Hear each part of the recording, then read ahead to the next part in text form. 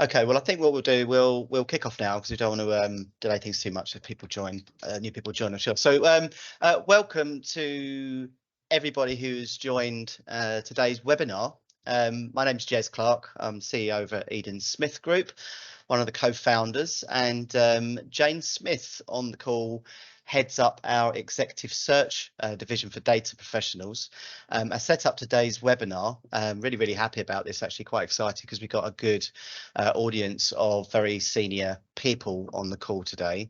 And as an introduction, the webinar today is about why should we choose a data NED, and whether that NED is a board-worthy position, which is a question that's been asked so much over the past year or two, and for myself. And I'm very thankful and very excited to welcome two fantastic speakers.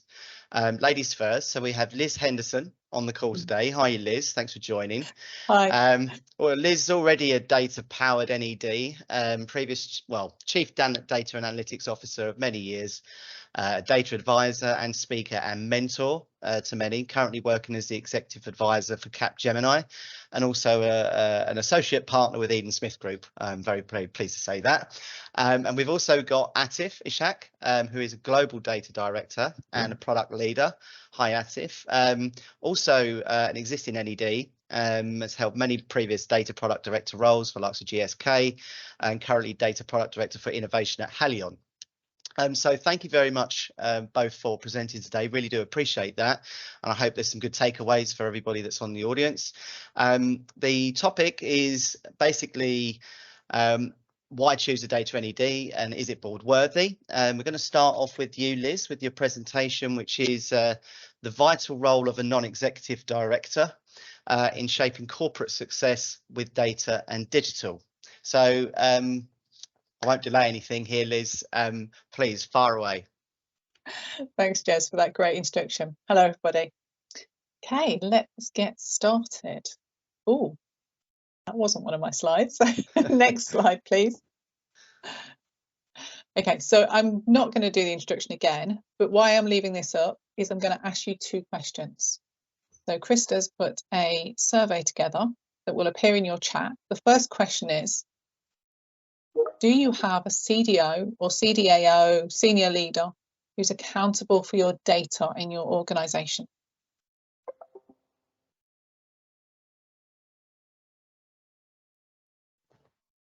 Are we all seeing the question in the chat? Okay, thanks, Tim, for nodding. Appreciate that. We were only testing this out like 15 minutes ago to make sure it works. So if it all falls apart, it is working, fine. Liz. It's in the chat. I can see 66% yes, 33% no. Okay, fantastic. So out of that 66%, we only want those people answering this second question. So for those who said yes, you have that senior person, does that person sit on your board?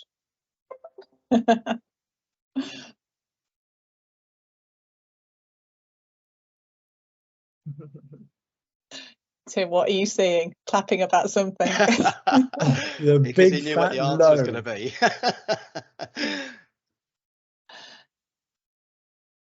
So what result have we got? So we've got 87% no, Liz, and 12% oh, wow. Yes. Gosh. So that's even worse then when you start to look at non-exec director on your board with data experience. So let's start discussing things around that and why it's so important. There's no escaping the rapidly changing world we live in. Just imagine, well, just think about generative AI and what's happened with that in less than 12 months. There's some people that have it on all the time. I certainly use it for a lot of things. And I was on a board call yesterday about the technology challenges for boards. And they were saying there's an average productivity saving in the next few years from generative AI of between 30 and 66%. That is immense. The amount of cost savings that will bring to any organisation. We need to get onto this, but we need to do it carefully, measured, and balancing the risks. So if you want to keep up with all this rapidly changing world and everything that's going on, you have no alternative as an organisation but to change with it. Customer behaviour, market conditions, the technology landscape, it's all in a constant state of upheaval. And over the last few years, we've all been impacted by one or two risks that impacts the way we interact with organisations.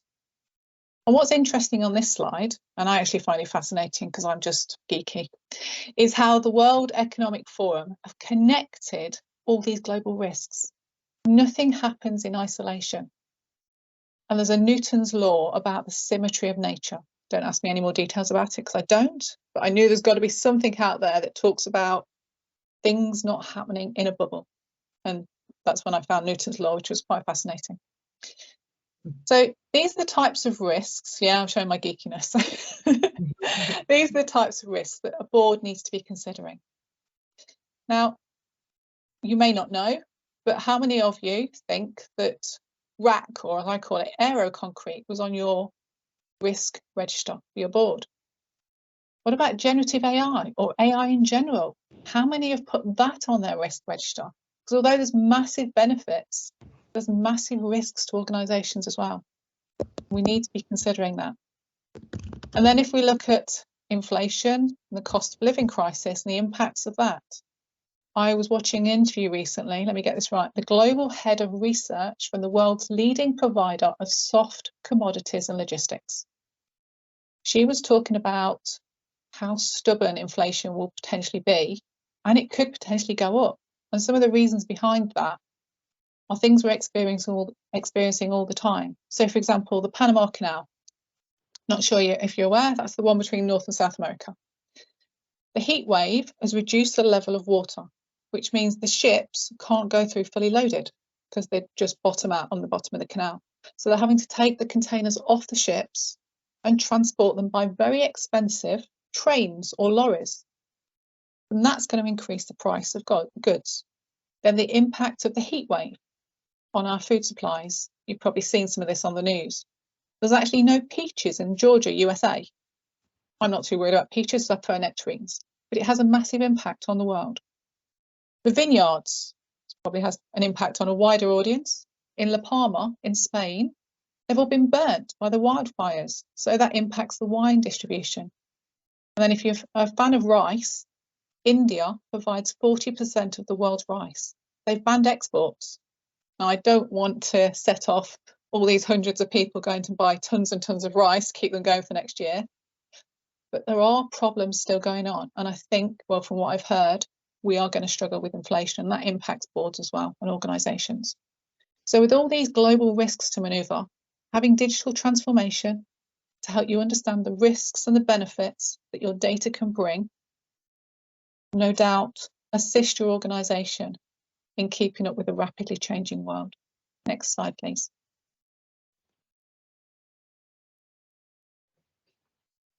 So bringing that down to a business level, we're all very familiar with the Blockbuster, the Kodak, the Nokia stories, becoming obsolete, being disrupted. And then there's keeping up with the data hype. I call it the data hype train. It's coming down the line at 1,000,000 miles an hour. All those words, all those new things that we need to do with data, we must do them immediately. Data observability, mesh, fabric, generative AI. All to get very excited. Oh, we need to do this. Panic, panic, panic. Is it right for you? And is it right now? And then Gartner and McKinsey and others are still quoting over 70% of transformation projects fail to deliver the outcomes defined in the original business case. That's a massive number of failures. And I was recently reading a McKinsey report on the 3 T's that are needed to build resilience in organisation over the coming years. Transformation, the business and operating model, the technology, and 90% of organisations are still investing or increasing their investment in data and AI. But if you put that together with the over 70% of failures, that's a lot of money, time, and effort wasted. And then the 3rd T is talent. Prioritising and developing your talent, because we know there's a lack of data expertise, and that's only going to get worse with more and more things being leveraged from data. So are you exposing your organisation to more risk than necessary? Next slide, please. So data is powerful. If you can unlock that value and the potential innovation and growth that data can bring you, the benefits are huge. keeps you relevant, stops you becoming a blockbuster. It untangles that hype, so you know what's right and what's right now. Links your strategy for data and business together. The data strategy becomes an enabler for achieving the business strategic objectives. And then it increases that probability. You don't want to be part of that 70% of failures. You want to be the 30% that's successful, and to increase that success. But to achieve this, you need the right skills on your board. And this is going to be me banging the drum constantly through all of this. You need a data non-exec director. So I'll apologise for that now before you get bored with it. Next slide, please.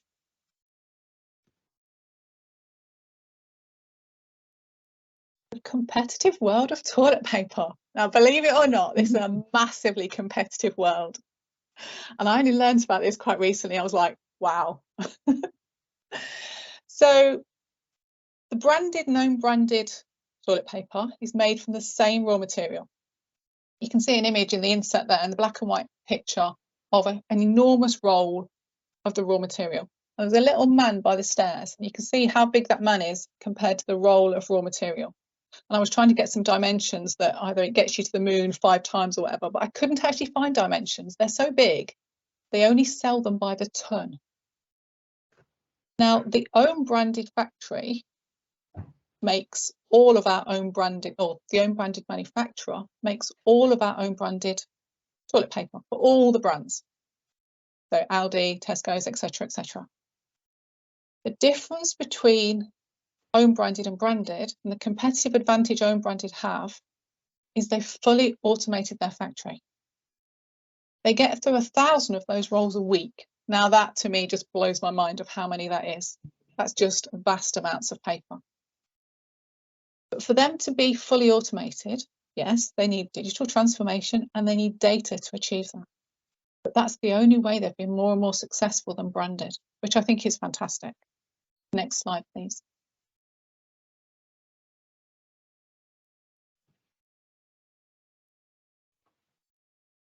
Then we have Royal Mail. Fierce competition they're receiving from Amazon. Don't think that's any surprise to anybody. So what they're now doing is implementing robots in their super hubs. Those robots take the big cages, you've probably seen them either on TV or in warehouses or wherever you work. They have all the parcels in. They take those cages, they tip them up, and they go on that conveyor belt that you can see there. They then go along and be sorted by another robot. All of that stuff was manual. So adding that automation is cost-saving efficiencies. Now, the word of warning I would say is I've seen that robot tip those cages upside down. And if you're sending any parcels by Amazon, make sure you wrap them very, very, very well. Because if there's something heavy that lands on your parcel is going to get squished. But again, that's another example of digital and data enabling an organisation to be successful. Next slide, please. John Deere. You might not know the name, but I'm sure you've seen the tractors. The agricultural manufacturer, making tractors and farm machinery. They now provide farmers with data services because they have the right skills on their board. They've made this possible by bringing the right people in. Those data services provide farmers with accurate crop yields, the ability to manage the maintenance on their equipment, and what I think is most important, it reduces the usage of chemical fertilizers and pesticides, and that can only be a good thing. For the customer, reduce the costs, for the environment, and for you and me who eat those crops. Again, only achieved because they have the right skills on their board. Next slide, please. Today, we have more data than ever before, but the risks and the opportunities need to be finely balanced. So how do we bridge that gap, the risk and the opportunities, to achieve that increased success and growth for our organisations with a managed level of risk? Next slide, please. There's no surprise. You need the right skilled, appropriately skilled non-exec director. to oversee and constructively challenge what the organisation's doing. And Atif's going to expand on this later. But imagine life in your organisation without a finance non-exec director, without a legal non-exec director. It's just never going to happen. Boards don't operate without those key roles. So why is data not a key role on a board? After all, it is the lifeblood and a catalyst for your success.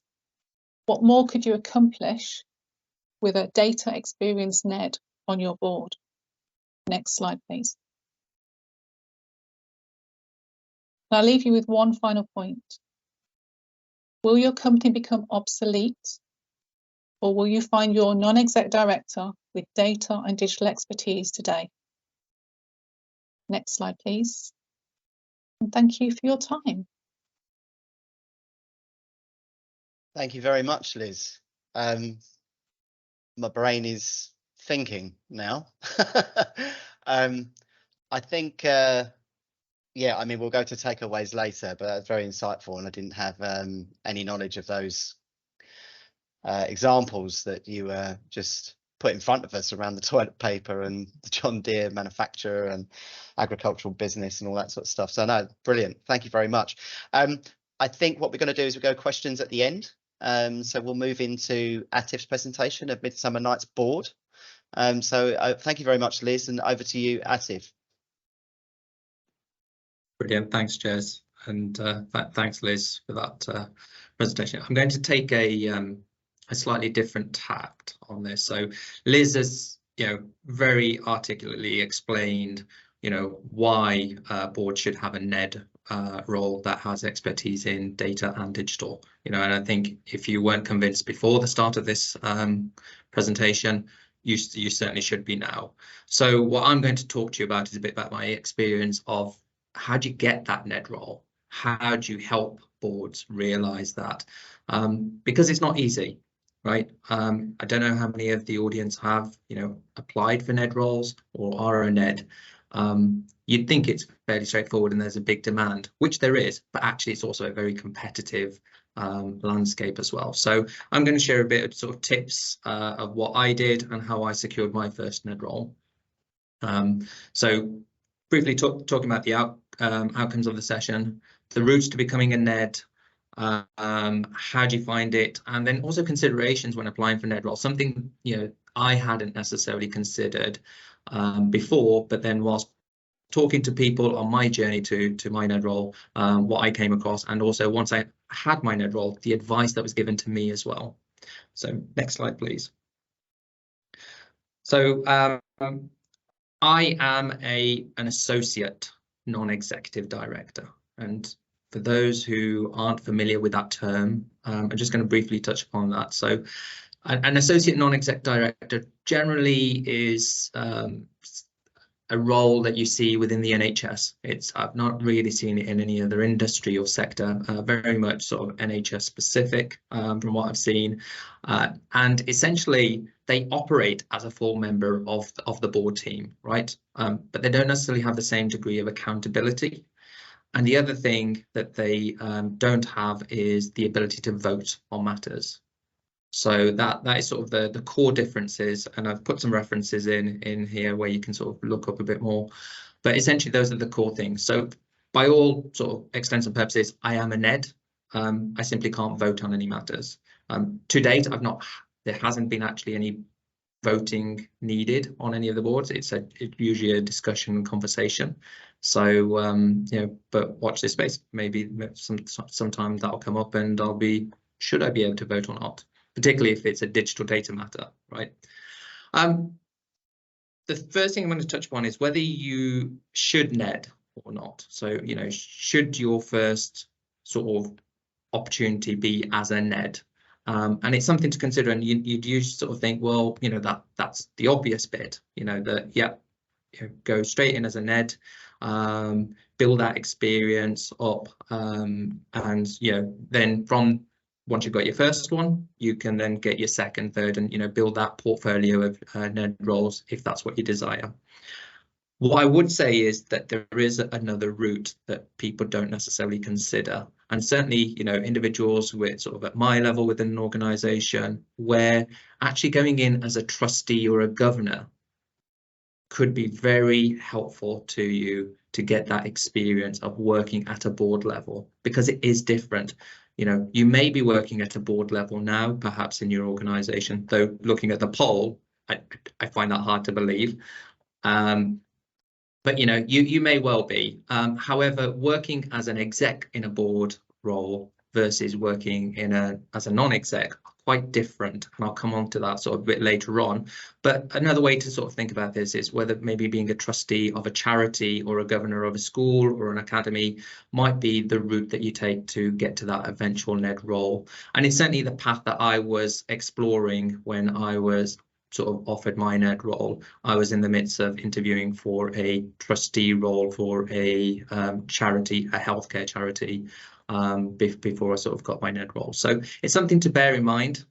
There's a lot that you can sort of give back as well as a result. So think of it sort of from that perspective, from a societal impact, as well as obviously getting yourself sort of ready for that NED role and getting that credibility of working at that board level. Next slide, please. So where do you get those NED roles from, right? Where do you find them? Now, typical place, if you said, NED roles available, you can go online into Google or any other search engine, and it'll come across various application platforms that will sort of say, right, fill in, here's some NED roles, fill in the application, etc., and see how it goes. And it's certainly the approach I was taking when I was looking at that from a trustee governor role, not necessarily the NED role. However, I would strongly recommend also thinking about networking. And a NED role is essentially like any other job. So when you look to change your job, you no doubt will be advised to network, speak to people and see where there might be opportunities, because sometimes those opportunities are not available, on a website, on a platform immediately. You may not know about them, and certainly networking helps towards that. And that's how I got mine. So my NED role came about because I do some volunteering work, and I was literally having a conversation about my background to an individual who happened to be the chair for the board, perked his interest. And a couple of months down the line, I got a message on LinkedIn saying, Atif, I'd like to have a conversation with you. There's an opportunity I want to talk to you about as a result. So, networking has a very strong, I would say, a bigger possibility for you to secure a NED role than perhaps the application platforms, because you're ultimately going up against many other people, right? I mentioned earlier that there's, it's quite difficult to actually get your NED role. Next slide, please. So what should you be aware of when you're applying for your NED role? Now, I've listed 4 things. There are others, but these are sort of the 4 main things that, in my experience, you need to be aware of.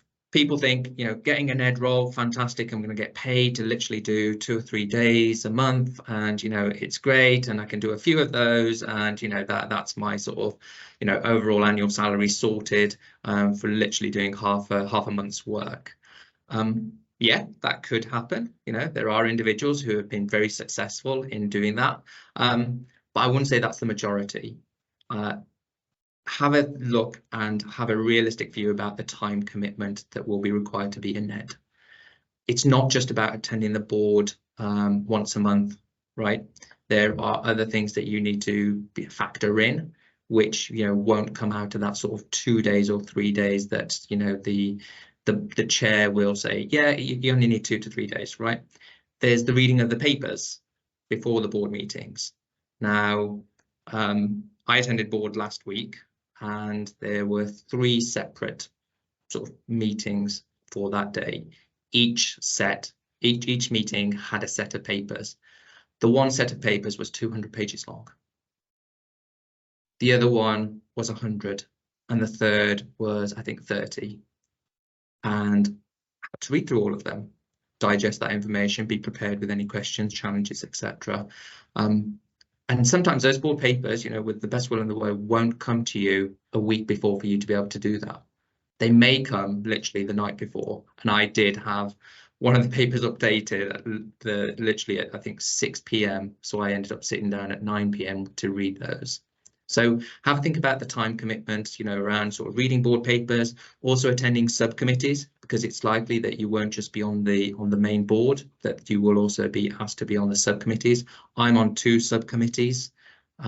So, you know, that also factors in around the papers that are required for those subcommittees, and as well as the meetings. You have your strategy away days, your development days. I work, you know, my role's in the NHS, so there's a whole load of mandatory training that I keep having to have to do, and every time I get to the bottom of the list, they add more. So yeah, be aware that the time commitment isn't necessarily that 2 days, 3 days. It will likely be more. So factor that into, you know, how you're going to work this. The second part is that, you know, Liz very, you know, sort of talked a lot about sort of the digital and data experience and bringing that to board, and, you know, how you can add value around, you know, thinking about what's happening with generative AI, what's happening with AI in general, you know, data risks, etc. But it won't necessarily be just about the digital and data experience that you bring. For me, whilst I bring an element of digital and data to the board, actually there are other skills and experiences that I have that I also bring. So, for example, the organisation I am an ed for, they are very specialist in the work that they do. So it's a tertiary centre for orthopaedics. So there's a lot of research, there's a lot of innovation. So the other parts of the board that I bring, sort of the other parts of the skills I bring to the board, are innovation and commercialization. How do we take some of those amazing ideas that, you know, the consultants and the staff have and commercialize that? And you know, we don't necessarily have those expertise within the NHS. So, you know, at times the board members may be looked at to provide that guidance and steership. So have a think about what else it is that you may be bringing to the table. It may be your network. It may be, you know, partners that you can bring, and look at, you know, the job description to see where else you might be able to add value, to be able to differentiate yourself from other applicants. The other tip I would say is quite often NED roles aren't advertised in isolation. You won't just have one NED role. Usually, you know, 2, maybe 3 board members are going to come to the end of their tenure. So there will be job adverts going out for various different skills to be, you know, replaced on that board. Have a look at those. Don't just look at the digital data one, if there is one. Have a look at what else there is in the other ones. Where are they lacking certain expertise? Because you may have some experience that can actually contribute to that, and you can reference that. And again, that's a differentiator. So from my perspective, I've talked about commercial innovation. As a background, I'm a pharmacist, so there's also clinical experience that I can bring. So elements around thinking about sort of that clinical assurance or governance, etc., that I could add, as well as the digital and data experience. In terms of sector experience and transferable skills, I've sort of touched upon this already, but think about, you know, what is it about your sector that you are very knowledgeable at? You may have deep expertise in digital and data for a specific sector or industry that is quite transferable to another one, but may not be obvious. So don't necessarily just look for NED roles or, you know, trustee roles within your sector. Actually, quite often they really value expertise outside of the sector and the industry that they are working in, to get that outside in thinking, because that's what they're lacking. If they want the thinking for their particular sector industry, they've got execs who are working in that day in, day out, and probably board members as well. So have a think about what else it is that you can provide that is transferable and that you can talk about in your application. And lastly, and this is the one sort of I'm just going to sort of deep dive on a little bit, is that assurance versus execution. And it wasn't obvious to me when I sort of started on my journey, but as I've gone through and talked to more and more people, very clear. So, you know, when I first started to talk to board members, etc., piece of advice quite often given to me was, have a think about what your role here is. You know, I've got a lot of experience and expertise in digital and data and healthcare informatics, but I'm not there to execute on the IT strategy or the digital strategy or the data strategy. I am there to provide assurance that the strategy is correct, fit for purpose, and it's being done in the right way, and there's no sort of gaps or, you know, something that might be blindsided. Liz talked about this, you know, what's the impact of generative AI on, you know, a particular company or organization? Being able to bring that added value and, you know, recognize that and ask those probing questions, so positively challenging the execs and doing that. But the role is very different. So be aware of that. I think the other thing is be cognizant that as a board member, you can challenge that, but the execs who then have to sort of go in and think about it or do something as a result, they will also have other priorities in their work. They will have a day job that they're doing. So have a think about how you are going to get them to do that. And that's where a lot of influencing is actually beneficial as a non-exec, because you're not going to be doing the do. What you're doing is influencing other people to think about things and maybe do things which ultimately you're not then responsible for. So how do they sort of prioritize that in everything else that's going on within their organization, like aerated concrete, you know, which was discussed last week, and, you know, was raised as a potential risk. The last bit I'm just going to mention, sorry, on the previous slide around assurance and execution is be mindful of the liabilities of being a NED or a trustee, right? You may think, well, okay, well, you're only there for assurance, you're not having to do the execution, not liable. Well, actually you are. There is no legal distinction between executive and non-executive directors. And as a consequence, in the UK Unitary Monetary Board structure, NEDs have the same legal duties, responsibilities, and potential liabilities as their exec counterparts. So you need to be mindful that you are constructively challenging and asking those questions of the company executives to be able to limit that potential liability. And you'll have seen that with the children's charity, I think it's Kids UK, a few years ago, big, massive sort of challenge there where they went bankrupt. And it wasn't just the execs that were then also being held to account and the finger pointed at, but also the non-execs as well. Or the trustees. So bear that in mind, because if that happens, you could potentially have a black mark, shall we say, struck off from that, and that then reduces your opportunities to then do other board level roles. So make sure, I would say, choose the right organization, and whatever organization you are then, you know, a NED for or a trustee, make sure you're asking the right questions and raising you know, any issues that you see, because you do have a liability there. Next slide, please. So session takeaways from my side are the path to a NED role are not going to be direct. Potentially, it may be that you go through a trustee or governor role, and the first NED role, you know, the many people I've spoken to, is always the hardest to get. After that, you start to get the experience. You can provide that assurance to other organizations that you are appropriately skilled in terms of working at a board level as a non-exec, not as an exec. Treat finding a NED role just like finding a job. It's about networking. It plays a massive part. And also just be mindful of platforms that charge, because there are plenty of ways to actually find NED roles that are free of charge. The other thing is, if you're interested in a particular company that you'd like to be a NED for, go speak to the board's secretary, the organisation trust secretary if it's an NHS, or the company secretary, because they will tell you when the tenures of the existing board members are coming up for renewal. And bearing in mind that, you know, there is some thinking that actually you shouldn't be a non-exec for an organisation for forever.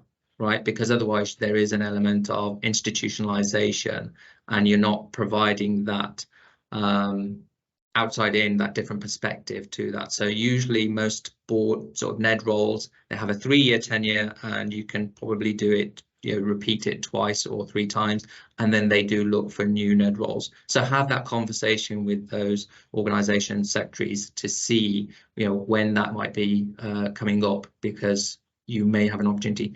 And the other part is you may be able to actually join because they may not, as Liz sort of pointed out, have a digital data board member. So they may well create one, but it's having that conversation to get them thinking about it. So don't be frightened to reach out and sort of say, you know, have you considered, you know, how you're going to sort of think about data within your organization, what you're doing about generative AI, because that may open up a conversation and provide an opportunity for you to sort of go into that organization as a NED. And lastly, you know, don't want to scare everybody, but just be aware that the role of a NED and the responsibilities are different, and that you are likely to be needed beyond that digital and data experience. But that's a good thing because you can bring different perspectives to that board. And final slide, which I know the slide's going to be shared, I've just put in some useful links for various platforms and information around non-execs and trustee and governor roles, some of which you may already be aware of and others you may not. Thank you. That was great. So thanks, Liz and Atif, some really, I think some really good insights and takeaways for us all to think about. I think, Liz, the statement you made in your presentation, the data is a powerful driver of innovation and growth, I think that statement in itself is quite a powerful message. I guess for businesses to truly stay relevant, ahead of the curve, to keep up with their obviously competitors and their competitors in today's market, I suppose business owners really do need to think about the importance of having a data and digital expert on their board. So yeah, so some great stuff in there. Just really wanted to open up the floor now for any questions or thoughts anyone had at all.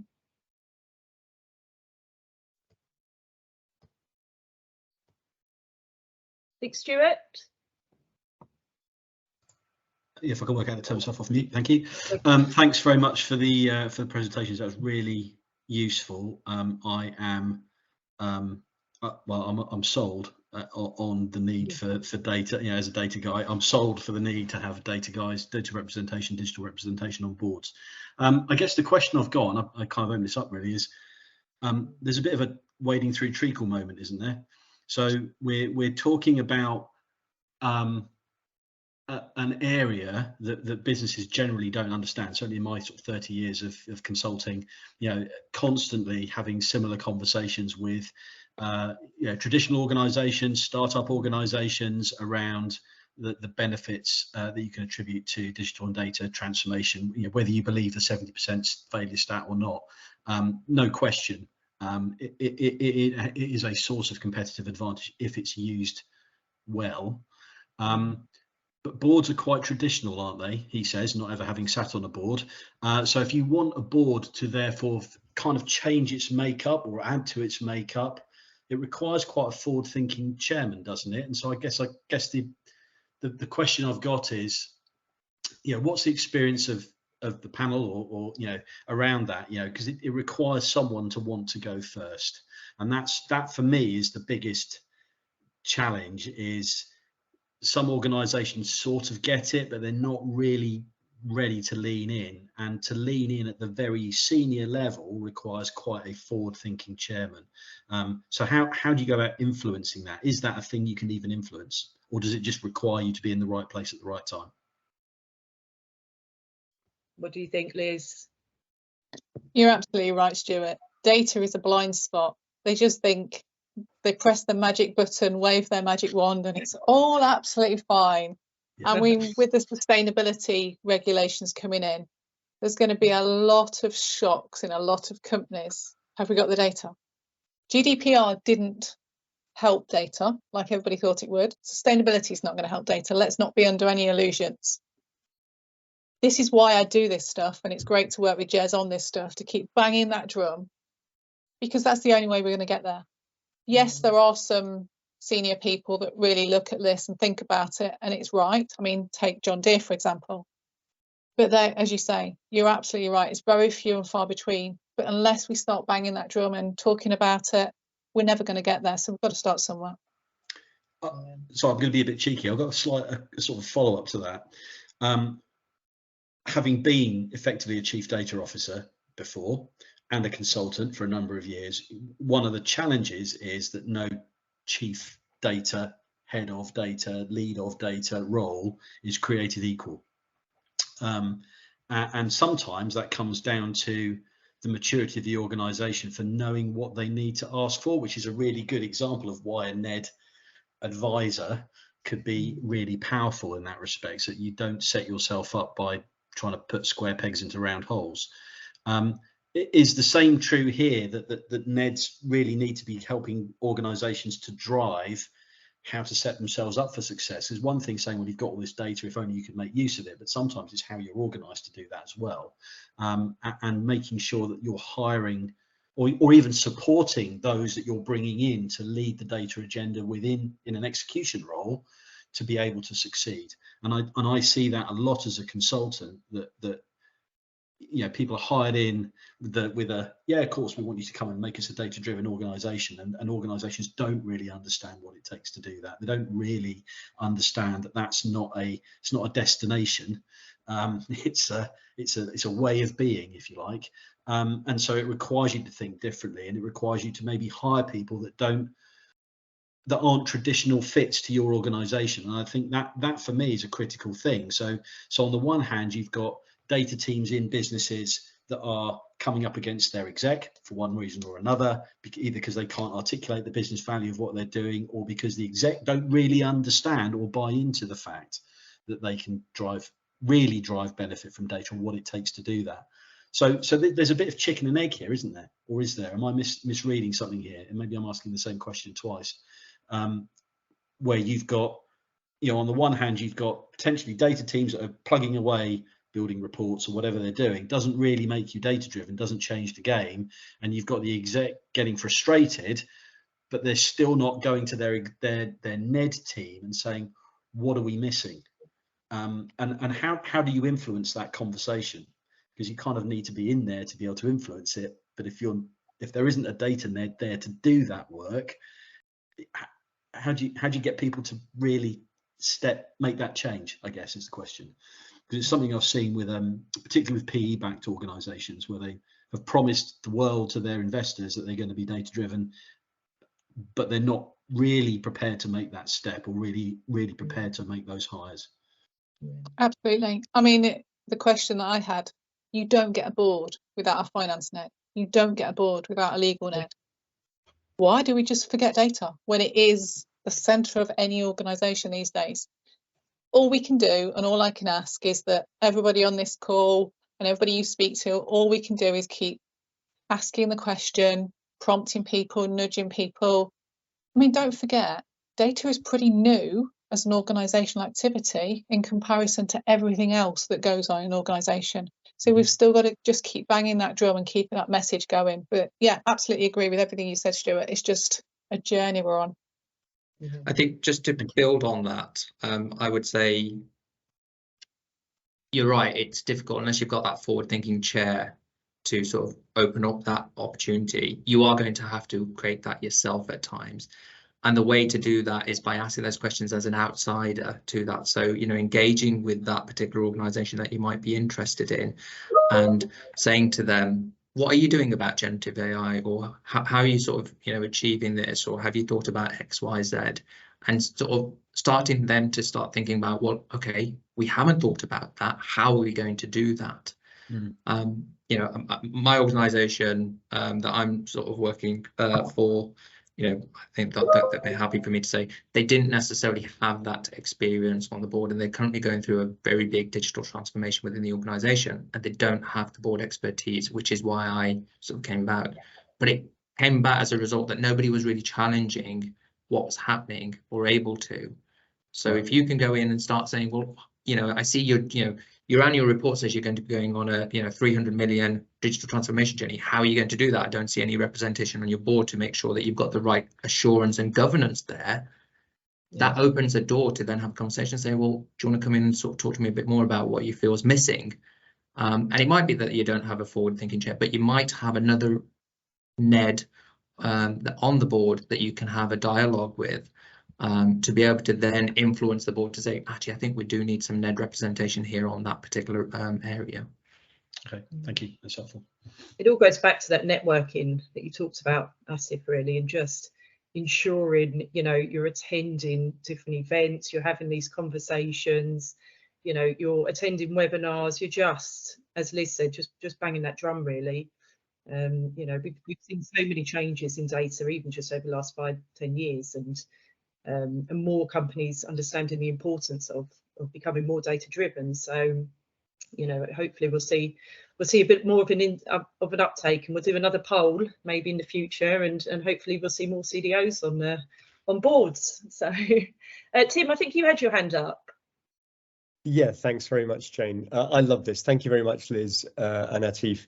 Do you know what I enjoyed about this? It resonated. First bit that resonated was when I was doing my A-level applied maths 1,000 years ago. I had to do an equation that proved that the strongest part of the toilet paper was where the perforations were, which is mathematically true. Funny the thing to remember. Strength is force divided by surface area, right? And Atif, the Shakespeare, I love that. I was reminded of the daily gunfights that we as chief data officers have when Macbeth Act 5 Scene 5 came into my head, of tomorrow and tomorrow and tomorrow creeps in this petty pace from day to day. So thank you for sharing a bit of Shakespeare. I actually got this job, I think, more by the fact that I could quote Macbeth than by the fact I showed any data skills, but that's another story. Anyway, look, I have a very specific question.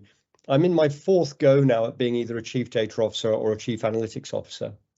I'm in my first go at being a NED. I'm not actually a data NED or a digital NED. I'm a kind of transformation NED, generically, for a group of companies. I've got a blind spot in my knowledge, and I haven't yet had the moral courage to put my hand up in a board meeting to understand the difference between a NED and an advisor to the board, or an advisor to a board committee.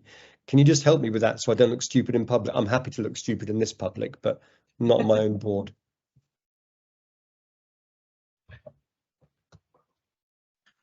So, and I may look stupid here, Tim, so I'll stand side by side with you. An advisor, you know, will not have necessarily the same responsibilities and also visibility of what's going on within the organization. They will be there to advise on potentially a specific issue.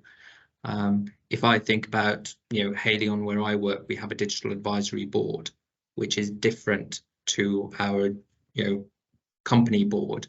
So we will present specific problems or, you know, areas of thinking where we want some advice on that, rather than looking through, you know, okay, how are we tracking against this, and what's the assurance, etc., that's being done, and sort of providing that sort of additional rigor that perhaps the board do, versus an advisor who, you know, will simply give the advice, but they don't necessarily follow up to see whether it was executed or what impact that had, etc. Whereas, you know, your board members will be there month on month, working with the organisation. So quite different, because it's very much sort of ad hoc versus sort of, you know, regular cadence where you have responsibilities and accountability. That would be sort of my understanding of sort of the difference. Yeah. And if you get someone like me, I can do that advice because I'm a consultant and sit on the board as a non-exec director for data. So you get double the price for half the cost. But you agree with everything Atif said, though, that you don't have to add anything to add to that, Liz, at all. No, he's completely right. Yeah. Thanks for that. I now know what questions I should ask what people in our board structure. So thank you. One small chipping away at my public ignorance is always very helpful. Thanks. Oh, brilliant, brilliant. Does anyone else have any other questions as well? No. Yeah, well, Okay. I have a question back to you. Can I have a question back Go to on. you, Jane? Go for it. Do you see, given your specific role, Yeah. do you see a demand in the marketplace there? I know Liz is beating the drum for that demand to try and generate that demand, because we would all be sold on this. I mean, you're preaching to the converted here in many respects, Liz, and isn't that cool that you are? Jane, do you see demand there? The problem is not as much as what there should be, and this is the reason why we've wanted to put together this webinar, really, because, you know, speaking to some, you know, obviously amazing chief data officers, heads of data, directors of data, kind of day in, day out, who are really interested in trying to get onto boards, but are just having that frustrations at the moment in terms of, I suppose, businesses where they've wanted to become more data driven, but are not necessarily at the stage of wanting NEDs with that data, that digital transformation piece, you know, in their background. So I think this is why, and it goes back to what Liz has said in terms of kind of banging the drum. You know, we need to be drip feeding, I think, different businesses out there to really understand the importance of this, which is why we've, you know, as I say, we've wanted to start kicking these kind of seminars off. But yeah, but there's a lot of interest from CDOs, I think, you know, with having that passion to be wanting to be part of the board. So I wonder why the market hasn't picked up on the fact that it would probably be more cost effective to start with an NED before they go and hire a chief data officer. Because when I listen to things like, you know, like all of the points of this conversation, it makes perfect sense to me to invest in someone who is a specialist, to then maybe put you on the right track, and then at some point recommend through whatever's been advised. At this point, once you've got your ducks lined up, that you should then hire the expert to come in full time and start, you know, either building the strategy or executing part of what you've already discussed. So I'm a little bit surprised there hasn't been more of an uptake. I think Jane's absolutely right. The community of CDOs, I'd say like 60-70% of them would be really happy to be some kind of NED to another organization. And bearing in mind the amount of startups that we've seen in the last 2 years, it's a perfect solution. And they're more data driven than most because they're starting their company as a data driven business 9 times out of 10. So perhaps it's something that we should think about, Jane, with Eden Smith, as to actually make recommendation that this is a good way forward. And also, you know, I think that would probably help generate the amount of actual CDO positions that are appointed over the next 2 or 3 years, because what we don't want is a massive rush, which we've seen it. We saw it a few years back when everyone, you know, desperate to get a CDO when we started Eden Smith. Unfortunately, seen many of those people appointed not be successful because they didn't have the right support or the budget or whatever reason, or weren't aligned because they'd never been an NED in place in the first place. So kind of walking into a fire, really. A lot of you, and some of the, you know, a lot of people that we're still in touch now, you know, we know that have had quite poor experiences and really had to fight hard. And a lot of movement around, right? We've seen people move around every year doing the same run, but when they get the right one, then they're there for 3 or 4 years and actually do a fantastic job. And I just do think now, in hindsight, that maybe the NED is a much better way forward, and we've got to work out how we're going to. But this could be the start, Jane, right?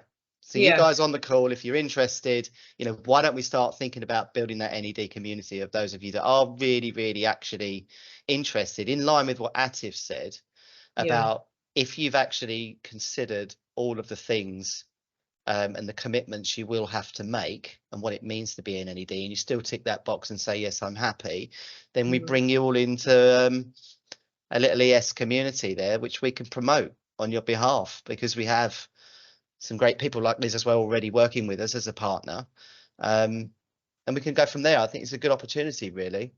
Yeah, definitely. Atif, you've got your hand up.